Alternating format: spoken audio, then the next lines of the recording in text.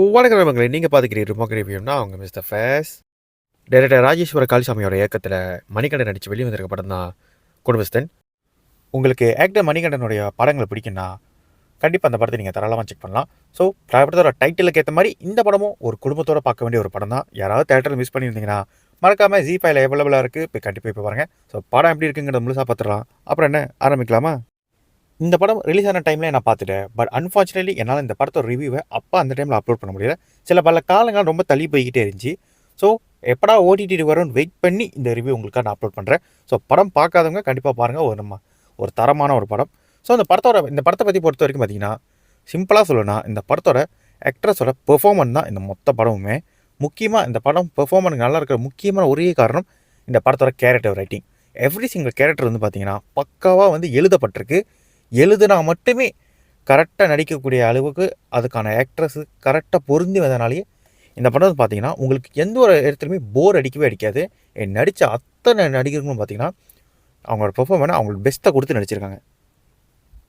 ஆனால் இந்த படத்தை மொத்தமாக தாங்கி பிடிக்கிறான்னு பார்த்தீங்கன்னா கண்டிப்பாக மணிகண்டன் தான். ஸோ மணிகண்டோட பெர்ஃபார்மன்ஸ் எப்படி இருக்குங்கிறத கண்டிப்பாக லாஸ்ட் ஃபியூ மூவிஸில் எல்லோரும் பார்த்துருப்பீங்க. ஒரு மிகப்பெரிய நடிகர் அவர். நடிகர் மட்டும் இல்லை, ஒரு நல்ல ரைட்டரும் கூட அவர். ஸ்கிரிப்ட் எழுதும் சரி, டைரக்ஷனும் சரி, எல்லாமே இன்ட்ரெஸ்ட் காட்டக்கூடிய ஒரு ஆள் தான். ஸோ தமிழ் சினிமாவில் ஒரு தவிர்க்க முடியாத ஒரு ஆல்ரவுண்டரில் இவரும் ஒருத்தர். ஸோ இவரோட ஸ்கிரிப்ட் செலெக்ஷனே வந்து பார்த்திங்கன்னா கொஞ்சம் டிஃப்ரெண்ட்டாக இருக்கும். அதே போல் இந்த படமும் பார்த்திங்கன்னா அதே மாதிரி ஒரு ஜோனர் தான்.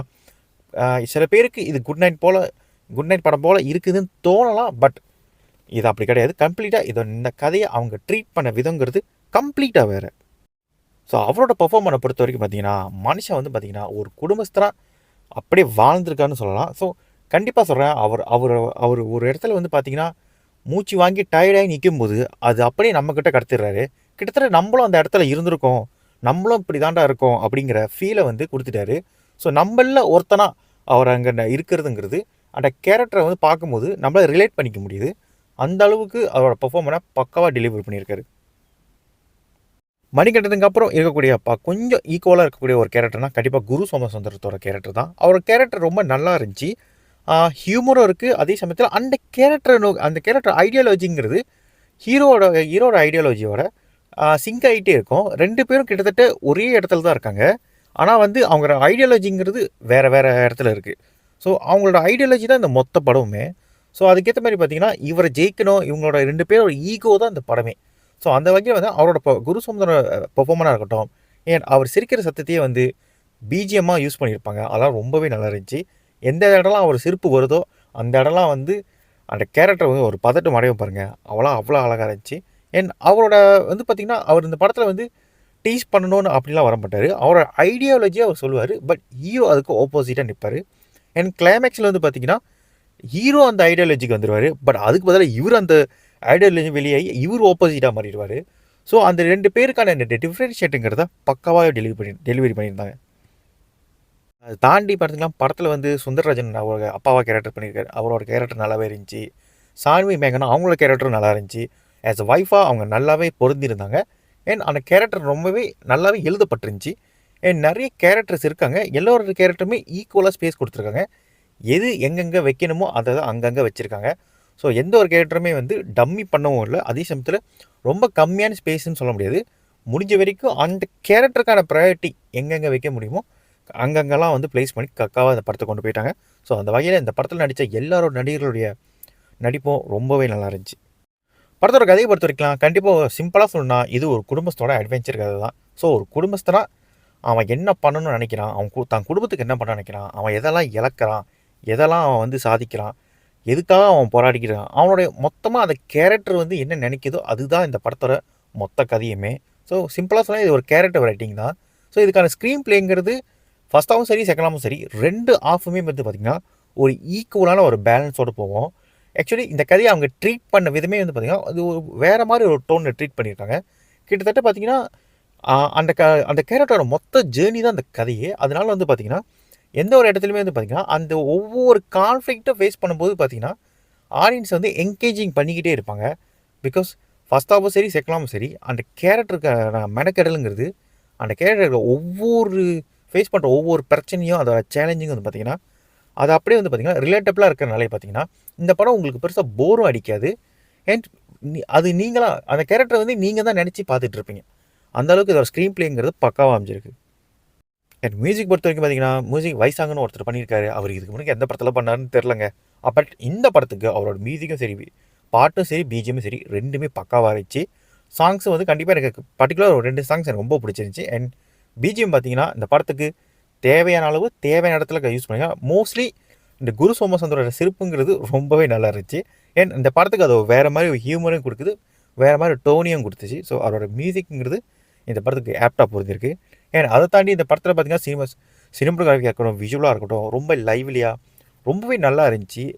கொடுக்கப்பட்ட கலர் கிரேடிங்கே வந்து பார்த்திங்கன்னா இந்த படத்தோட அடாப்ட் பண்ணுறதுக்கான ஒரு பக்காவான கலர் கிரேடிங், ரொம்ப லைவ்லியான கலர் கிரேடிங் தான்.